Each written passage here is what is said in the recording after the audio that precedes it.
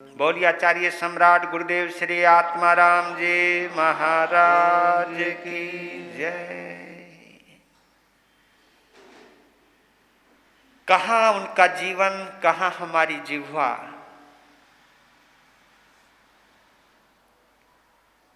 कहाँ उनके गुण, कहाँ हमारी बुराइयां।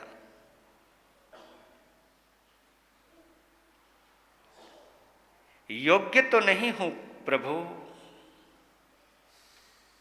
लेकिन ये सौभाग्य है कि मुझे आपकी नगरी में आपके लिए बोलने का एक शुभ अवसर आया है, शुभ अवसर मिला है। आपके ही अनुयायियों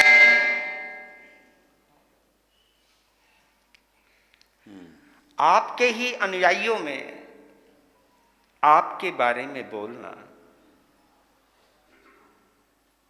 दिल को कहीं ना कहीं सुकून देता है,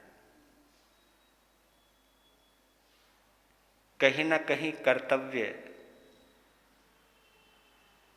हमें प्रेरित करता है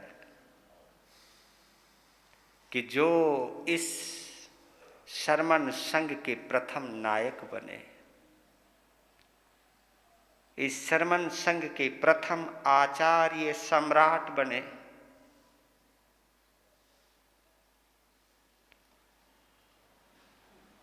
उन्हीं की मिट्टी में कह सकता हूं, उन्हीं के प्रांगण में कह सकता हूं, उन्हीं के आंगन में कह सकता हूं, उन्हीं के मंदिर में कह सकता हूं, क्योंकि पूरा लुधियाना प्रभु आत्मा राम का एक मंदिर है। इस मंदिर की कोई सीमा नहीं है। इस लुधियाना में रहने वाला प्रत्येक अनुयायी और प्रत्येक अनुयायी का जो दिल है वो उसी प्रभु का मंदिर है, ऐसा महसूस करता हूं। और उनके लिए बोलना वास्तव में मेरे जीवन की प्रथम घटना है।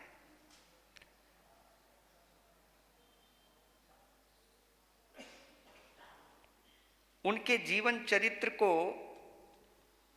बड़े अच्छे तरीके से लिखना चाहिए था, नहीं लिख पाए, लेकिन जो लेखनी चलाई है उन्हीं के शिष्य पंजाब केसरी प्रसिद्ध वक्ता श्री ज्ञानमुनि जी महाराज साहब ने, उन्हीं की पुस्तक को आधार मानकर मुझे आश्चर्य होता है कि उनके शिष्य प्रशिष्य बड़े विद्वान हुए हैं, लेकिन भगवान के लिए उनका जीवन चरित्र क्यों नहीं लिखा गया। विस्तृत ढंग से कई तरीके से लिखा जाना चाहिए था, उन घटनाओं को याद करके लिखा जाना चाहिए था। बहुत सारी घटनाएं हैं, क्योंकि मेरे परमात्मा प्रभु आत्मा राम का जीवन कई घटनाओं से जुड़ा है। जब मैं श्रावकों से सुनता था, पुराने बुजुर्गों से, लेकिन वो सब प्रसंग, सभी प्रसंगों को हम एक किताब में नहीं बांध सकते, लेकिन जिन्होंने भी प्रयास किया है उनको मैं अनुमोदना देता हूं। और सबसे बड़ा प्रयास तो आप लोगों का है जो सुन रहे हो, क्योंकि कई बात पढ़कर के अंदर नहीं जाती, कई बात सुनकर के अंदर चली जाती है। सुनना आसान है, सुनते सुनते समझना भी आसान है। तो इसलिए जो भी मेरे श्रोता है, चाहे ऑनलाइन है चाहे यहां पर बैठे हैं, वो सभी उस महापुरुष के चरित्र को अनुभव करने का प्रयास अवश्य करें, क्योंकि जितनी श्रद्धा होगी ना, वो उतना ही समझ में आने वाला है। श्रद्धा अगर कमजोर होगी तो आपकी समझ भी कमजोर पड़ जाएगी। ये कहावत आती है ना, जिसको जितनी भूख लगती है उसको भोजन में उतना ही स्वाद आता है। तो स्वाद भोजन का नहीं है, स्वाद भूख का है। ये महसूस करके देख लेना। स्वाद भोजन में नहीं, स्वाद भूख में है। अगर भूख बड़े जोरों से लगी हो तो सूखे चनों में भी आनंद आता है, भुने हुए चनों में भी स्वाद आता है। ये भूख की पहचान है। आजकल लोग भोजन को बहुत स्वादिष्ट बनाने पे तुले हुए हैं क्योंकि पेट भरे हुए हैं।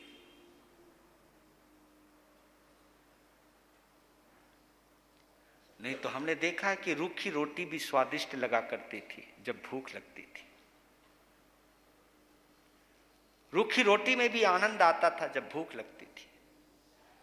भूख ही स्वादिष्ट बनाती है। तो ये अपने परमात्मा को समझने की जो एक ललक रहती है, एक तड़फ रहती है, वो तड़फ ही महापुरुष को अंदर तक ले जाने में सहयोगी बनती है। बस यही चाहता हूं कि ये तड़फ होनी चाहिए।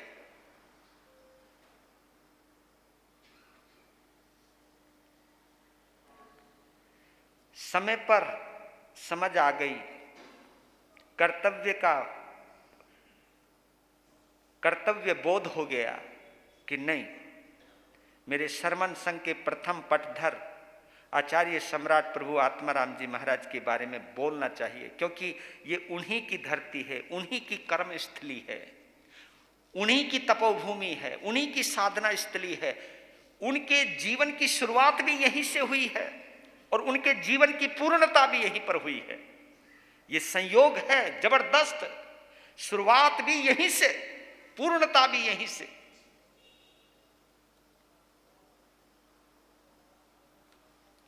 तो कल आप लोग सुन रहे थे प्रभु आत्माराम जी महाराज का जन्म विक्रम संवत 1939 में भाद्र शुक्ला द्वादशी के दिन,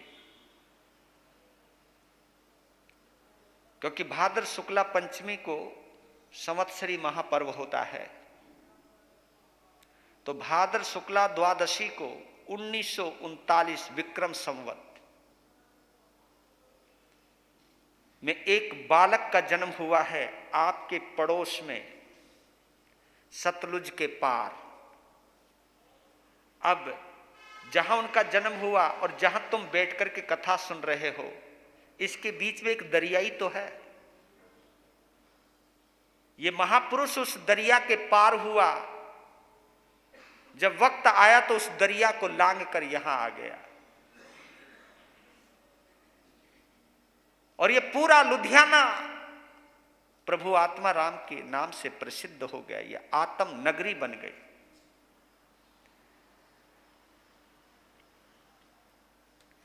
दरिया के उस पार जन्म लिया।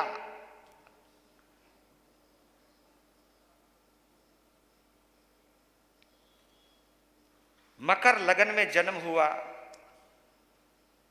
प्रबल योग, राजयोग इसको कहते हैं, राजयोग।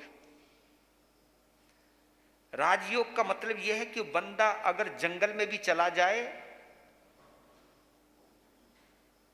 सन्यासी भी बन जाए, सब कुछ छोड़ दे, लेकिन राजयोग के द्वारा जो सम्मान मिलना होता है, जो पूजा होनी होती है, उसे कोई छीन नहीं सकता। इसलिए यह योग बड़ा प्रबल होता है।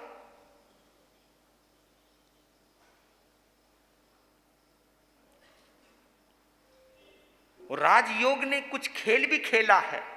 वो खेल आज मैं आपके सामने बता रहा हूं, क्योंकि जिस बंदे को जहां पूजना है, जहां आना है, उसके आने में जो जो भी रुकावटें आने वाली हैं, उन रुकावटों को दूर होना जरूरी है। और वो रुकावटें जब दूर होती हैं, जिस अंदाज में दूर होती हैं, वो अंदाज कभी कभी बड़ा पीड़ादायी होता है, बड़ा दर्दनाक होता है। सहजता से हम स्वीकार नहीं कर पाते,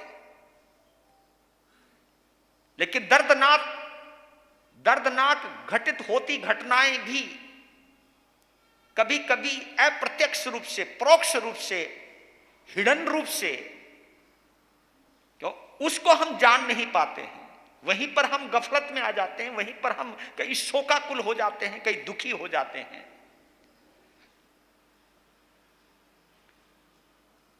मात्र 2 वर्ष की उम्र हुई है बालक आत्माराम की, मात्र 2 वर्ष की उम्र, और उस मात्र 2 वर्ष की उम्र में मां की गोद छीन ली। जबकि ऊंची हवेली है, ऊंचा मकान है, व्यापार उच्च दर्जे का है, घर में कोई कमी नहीं, सुख सुविधाएं भरपूर हैं, लेकिन एक तूफान आता है, मां की गोद को छीन कर ले जाता है। अभी जो बच्चा जिस मां की गोद में लेटा करता था, उसका दूध पिया करता था, जो मां अपने कलेजे से लगा करके एक गहरे सुकून की अनुभूति किया करती थी, और मां के उस सुकून में कहीं ना कहीं बच्चे को भी एक सुकून मिलता था। देखते देखते मां चली गई।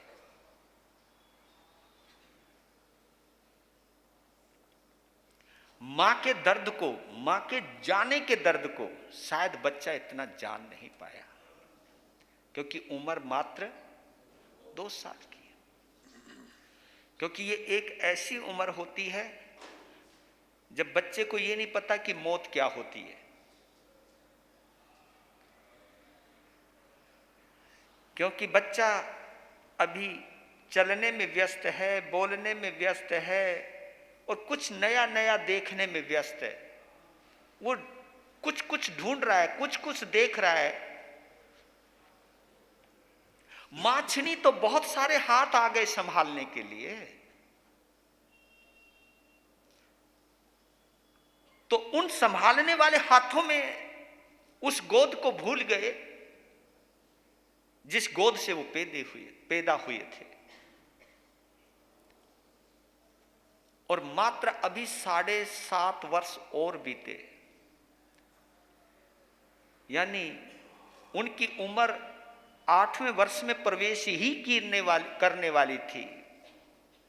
पिता का साया उठ गया। अब कुछ धक्का लगा, क्योंकि ये वो उम्र थी जब बालक आत्माराम रिश्तों को महसूस करना जान गया था। ये उंगली पिता की है ये पहचान गया था, ये कंधा बाप का है ये जान गया था।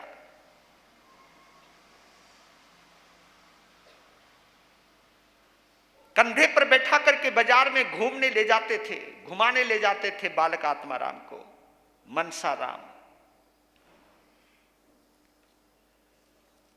कुछ चीजें खिलाया करते थे। उस बच्चे को देख करके मनसाराम जी की आंखें भर आती थी। उस बच्चे को देख करके अपनी जीवन संगनी की यादें आ जाती थी। पर लेकिन उस दर्द को भूल जाते थे ये सोचकर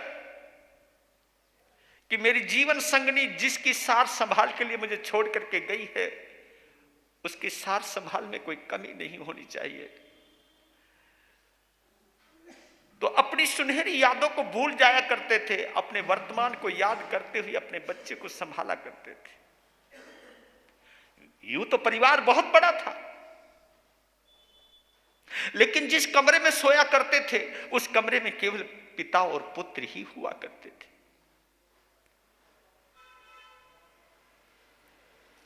तो विशेष ध्यान रखने की वजह से विशेष प्रेम हो गया था अपने पिता के प्रति। लेकिन जब पता चला कि उसको इतना प्यार करने वाला पिता भी चला गया, तो बालक आत्माराम की आंखों में आंसू आए। अपने पिता को उठाते हुए देखा, जाते हुए देखा, शमशान तक वो भी साथ आए, अपने पिता को आग में जलते हुए भी देखा।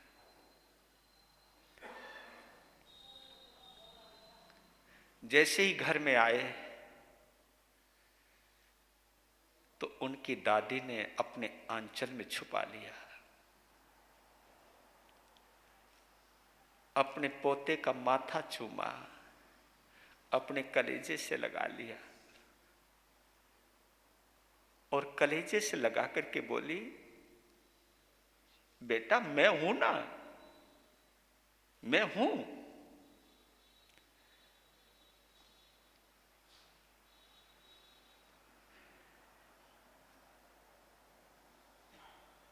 दादी ने बड़े शिद्दत से संभाला।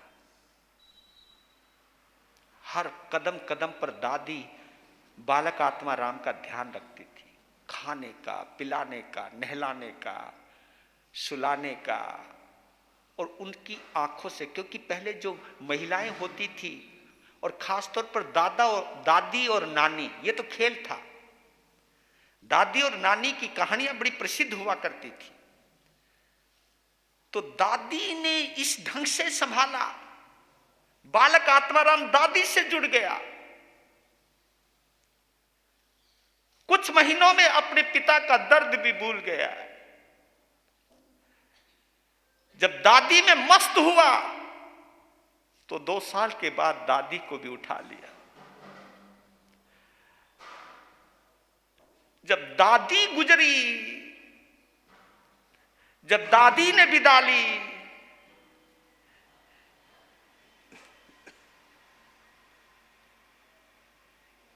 बालक आत्मा राम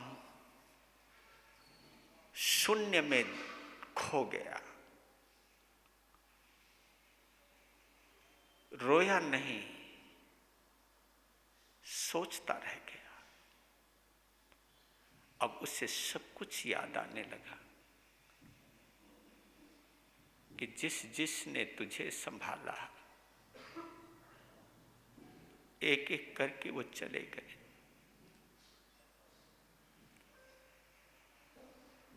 दादी का जाना इतना अखर गया, वो बंद कमरे में बहुत रोया करते थे, क्योंकि मां की भी तस्वीर लगी है, पिता की भी तस्वीर लगी है, दादी की भी तस्वीर लगी है, और वो अकेला बालक उन तस्वीरों से बात किया करता था।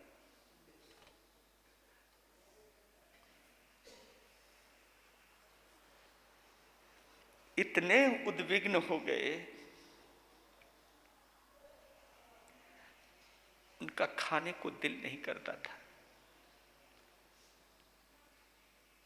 जबकि चाची, ताई और भी कई थे, सब ले जाते थे, खा लो। लेकिन पता नहीं उसके दिमाग में एक बात बैठ गई कि अब किसी से दिल नहीं लगाना, अब किसी से दिल नहीं लगाना, क्योंकि जिनसे भी दिल लगाता हूं वो ही चले जाते। तो बच्चों के दिल में बात बहुत घर कर जाती है। इतना डर लगने लग गया उनको कि दिल नहीं लगाना, दिल नहीं लगाना। जब व्यक्ति अपने आप को चारों तरफ से असुरक्षित महसूस करता है, सहारा होते हुए भी बेसहारा महसूस करता है, और जीवन की सच्चाई को वो समझने लग गए। और मेरे बंधुओं, एक बात याद रखना,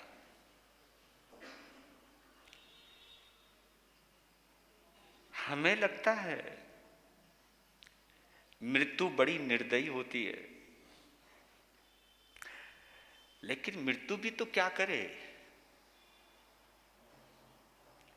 ये मृत्यु भी तो आयुष्य कर्म से जुड़ी हुई है। ये हमारी श्वासें, ये हमारे प्राण, ये हमारी जीवन रेखा, ये हमारी आयु रेखा आयुष्य कर्म से जुड़ी हुई है। आप बेशक से कुछ भी करो, लेकिन एक बात याद रखना, इस शरीर के मालिक तुम नहीं हो।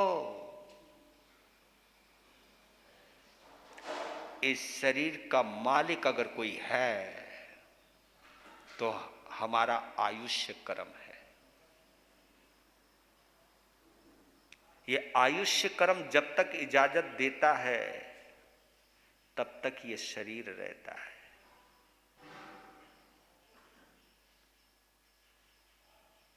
इसलिए आत्मा पर जोर चलता है मोहनीय कर्म का।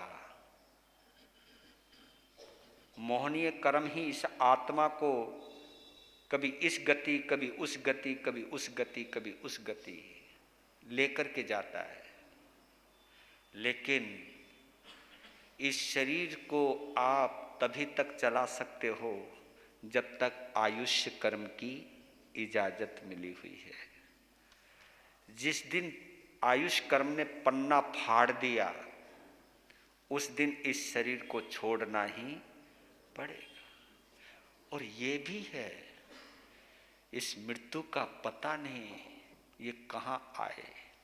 आपने एक घटना सुनी हो, एक राजा ने अपने कक्ष में सोया हुआ है, राजा सम्राट सोया हुआ है, और उसके कक्ष में एक आवाज आई, ए राजन। है वो हड़बड़ाया, लगी आवाज कहां से आ रही, आवाज कहां से आ रही, इधर उधर क्या देख रहा है। वो यार ये देख भी रहा है पर अपन को कुछ नजर नहीं आ रहा है। भाई कौन है? कहा कि मैं मृत्यु हूं। तो क्या करूं? कल मैं आऊंगी और तुझे ले जाऊंगी। कहते कि ये आवाज ये कहकर शांत हो गई। राजा बैठ गया, वो सोचने लगा, मौत ने मेरा कमरा देख लिया, मैं जगह ही बदल दूंगा।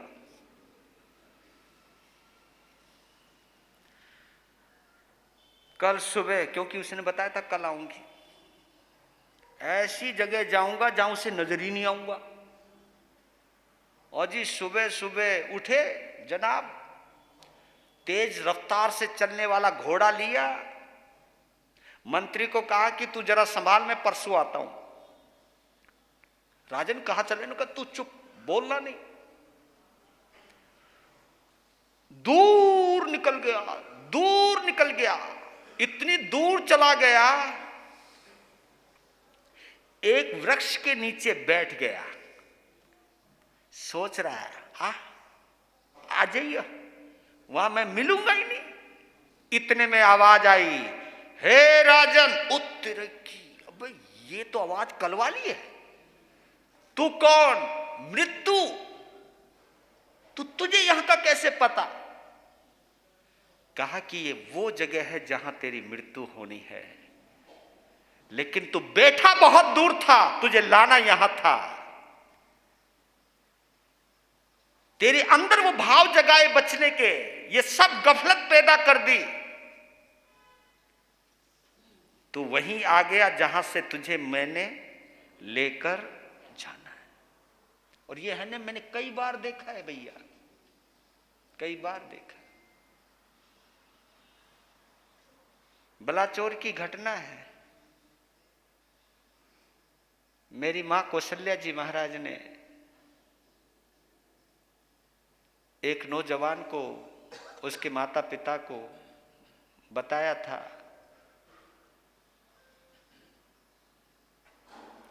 कि ये समय इतना खतरनाक है और ये घड़ी टलवा देना। तो माँ बाप ने, मालूम है, उस बच्चे को कमरे में रखा, बाहर जाने नहीं दिया, किसी सवारी में बैठने नहीं दिया।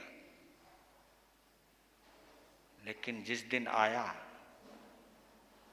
उस बच्चे, उस नौजवान के दिल में क्या आया, यार बहुत दिन हो गए कमरे में बंद पड़ा। देखो उस दिन आदमी की बुद्धि काम नहीं करती। जिस दिन का दिन मुकर्रर किया गया है, बताया गया है कि सावधान रहना है।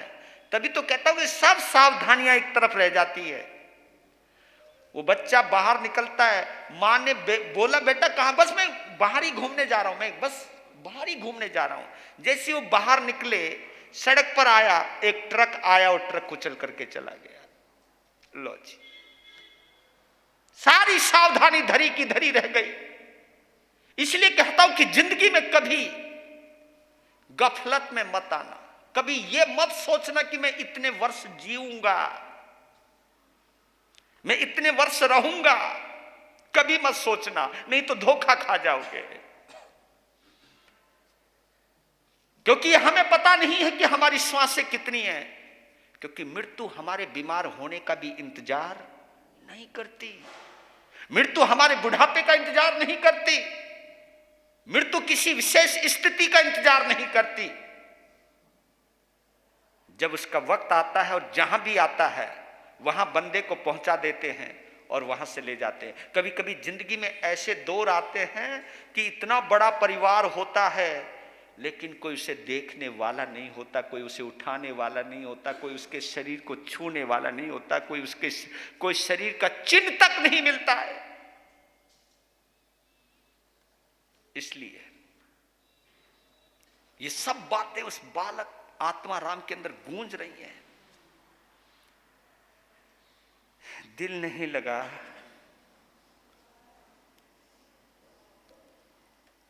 तो उनके पिता का ननिहाल था, यानी मनसा राम का ननिहाल था, वहां से बुलावा आ गया कि कुछ दिन के लिए बालक आत्मा राम को भेज दो। वो भी संपन्न परिवार था, तो उनका ननिहाल था, यानी उनके पिता का ननिहाल था बजबाड़ा, जिला होशियारपुर हुआ करता था। अब किसमें मुझे मालूम नहीं, मुझे क्योंकि मुझे तो इतिहास के कुछ शब्द पता है। बजवाड़ा जिला होशियारपुर में मनसा राम जी का ननिहाल था। वो वहां पहुंचे, कुछ अच्छे कपड़े भी देने लगे, खाने पीने को, पर लेकिन मन ही नहीं लगा। क्योंकि देखो, जीव किसको कहां कितने दिन बिताने हैं, ये सब चल रहा है। या हम लोग सोचते कि कौन बुला रहा है, कौन ला रहा है, लेकिन हम ये भूल जाते हैं कि जगह बुला रही है और कितने दिन तक रहना है, कब तक वहां सोना है, कब तक खाना है, कब तक पीना है, ये खेल कब तक कहां पर खेलना है, ये सब निश्चित है मेरे बंधुओं। बजवाड़ा का जितना समय था उतना समय बिताया, मन उचट गया। बालक आत्माराम उदास रहने लगा। तो सूचना आ गई जालंधर से, जहां उनका खुद का ननिहाल था। और बड़े प्रतिष्ठित व्यापारी थे उनके नाना जी। इतिहास बतला रहा है कि जालंधर में और लुधियाना में दोनों जगह उनकी कई दुकानें हुआ करती थी। तो सस्ता जमाना और दो नगरियों में व्यापार, तो आप अंदाजा लगा सकते हो कितनी समृद्ध होंगे वो। लेकिन समृद्धि, संपन्नता, ऐश्वर्य इस दिल को सुकून नहीं देता। जालंधर भी गए, वहां दिल नहीं लगा। फिर उनकी एक चाची थी जो अपने पिता तहसीलदार सादी राम जी के घर रहा करती थी। कुछ हुआ होगा तो उसको अपने भतीजे का पता चला, तो तलवन में वो रहती थी, तलवन में बुला लिया। भतीजे को देखते उसका दिल भर आया, उसको गले से लगाया, उसे सहलाया, उसे समझाया, पर यहां पर भी उसका दिल नहीं लगा। जब तलवन से दिल उचट गया तो फिल्लौर, लुधियाना के पास फिल्लौर में श्री टुंडू राम जी भंडारी उनके पिता के परम मित्र हुआ करते थे। उनकी गोद में वो खेले थे बालक आत्माराम। तो वो खुद पहुंच गए। बालक आत्माराम को कहा कि तू चल कुछ समय मेरे पास रह ले। देखो, जिसके माँ बाप नहीं होते ना, किस तरह भटक रहा है बच्चा, कभी कहीं कभी कहीं कभी कहीं कभी कहीं, और वो भी केवल सुकून पाने के लिए, वो भी केवल एक पर। लेकिन दिल में एक बात घर कर गई कि किसी से दिल नहीं लगाना। ये देखो, उस बच्चे के अंदर ही चला गई बात, अंदर ही चली गई। और मालूम होना चाहिए आपको, ये बात कोई अगर अंदर तक जाती है तो कोई नियति अपना खेल खेल रही है। वक्त पर यह बात अंदर घुसा देना कि किसी से दिल नहीं लगाना, यानी मैं समझता हूं कि दादी के गुजरने के बाद बालक आत्माराम अंदर से वैराग्य में आगे होंगे, क्योंकि किसी से दिल नहीं लगाना, किसी से दिल नहीं लगाना, जिससे भी दिल लगाऊंगा वो चला जाएगा, मेरी वजह से कोई क्यों जाए।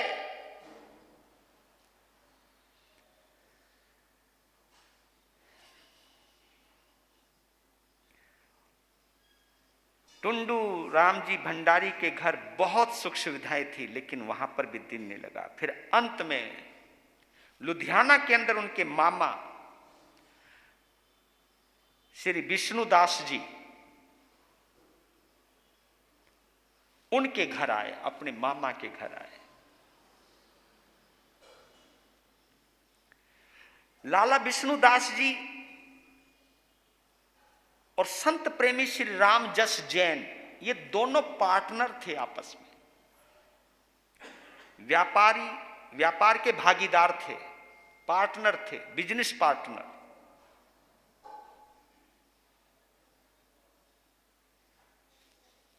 तो यहां वो रहने लगे। तो अब मैं और ले जाता हूं बाहर। उस वक्त इस पंजाब की धरती पर आचार्य श्री मोतीराम जी महाराज साहब, जिनका मैं प्रतिदिन जयकारा लगाता हूं, और यहां मोतीराम महाराज की समाधि भी है, गौशाला। सबसे पहली समाधि उन्हीं की है, वो मोतीराम समाधि। यानी इस धरती से वो महापुरुष भी जुड़ा है। ये दादा पोते की जोड़ी है। यहां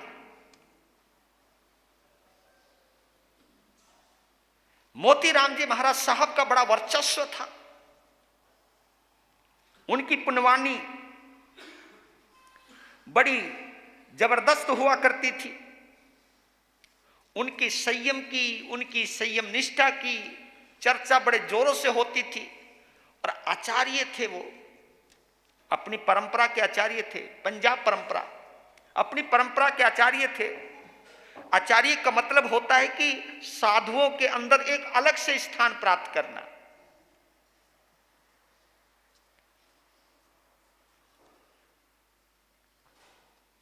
उनके शिष्य थे स्वामी श्री गणपतराय जी महाराज, एक गणावच्छेदक श्री जयराम दास जी महाराज, एक ज्योतिषविद यानी पारखी थे, फेस रीडिंग जिनकी जबरदस्त थी।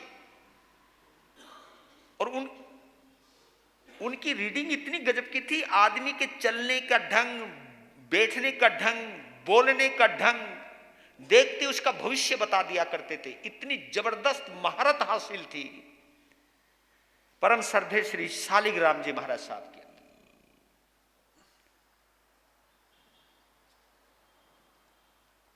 तो लुधियाना में श्री जयराम दास जी महाराज और श्रद्धेय श्री शालिग्राम जी महाराज, आचार्य मोतीराम जी महाराज और गणपतराय जी महाराज कहीं और विराजमान थे। तो विहार करते हुए वो लुधियाना में आए, उसी रूपा मिस्त्री गली में। कितना पुराना स्थान है वो। जय हो।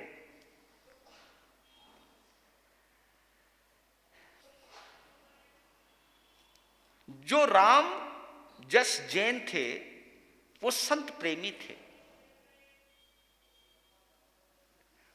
संत प्रेमी होगा तो वो सत्संग प्रेमी भी जरूर होगा। ये जुड़ी हुई बात है। हमें इसको जरा मैं डिफाइन और कर दूं,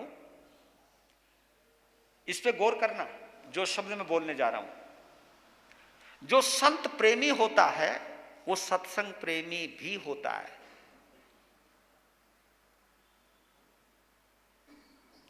जो संतों को प्रेम करता है वो सत्संग जरूर सुनता है। लेकिन आज के जमाने में ऐसा भी जमाना है जो संतों के पास तो आते हैं लेकिन प्रवचन नहीं सुनते। क्योंकि वो संत प्रेमी नहीं होते। वो मालूम है संत के पास क्यों आए? वो संत के पास इसलिए आए, महाराज जी कुछ बताएंगे। अब तुम लोग बीमार होते तो डॉक्टर के पास जाते हो, तुम डॉक्टर प्रेमी कोई हो? बताओ, बोलो ना। डॉक्टर तुम्हें अच्छा लगता है क्या? तुम्हारे मन में भाव है भगवान वो दिन कब आए मैं डॉक्टर के पास जाऊं? ऐसा तो कोई मैं नहीं समझता, क्योंकि डॉक्टर के पास जाने का मतलब बीमार होना। बीमार होने के बाद ही डॉक्टर की याद आती है। तो कुछ लोग ऐसे भी होते हैं जब उनका काम बिगड़ता है, कोई दुख आता है, कोई तकलीफ, महाराज जी याद आ जाते, तो वो कोई संत प्रेमी नहीं होते। उनको तो ये पता है कि इस दुख का इलाज कुछ ना कुछ पता चल जाएगा महाराज जी के पास। तो ये संत प्रेमी नहीं होते, वो तो भैया स्वार्थ प्रेमी हैं। क्या नाम बोला मैंने? स्वार्थ प्रेमी, अपने मतलब के लिए आए हैं। लेकिन जो संत प्रेमी होता है वो सत्संग प्रेमी अवश्य होता है। मेरे कहने का भाव ये है कि वो संतों से जितना प्रेम करता है वो उनकी वाणी से भी उतना प्रेम करता है। और जो संतों की वाणी से प्रेम करता है वही सत्संग प्रेमी होता है। तो राम जस जैन कोई मौका नहीं छोड़ते थे। तो बालक आत्मा राम जी को लेकर के आ गए। सत्संग चल रहा था, समय हो गया।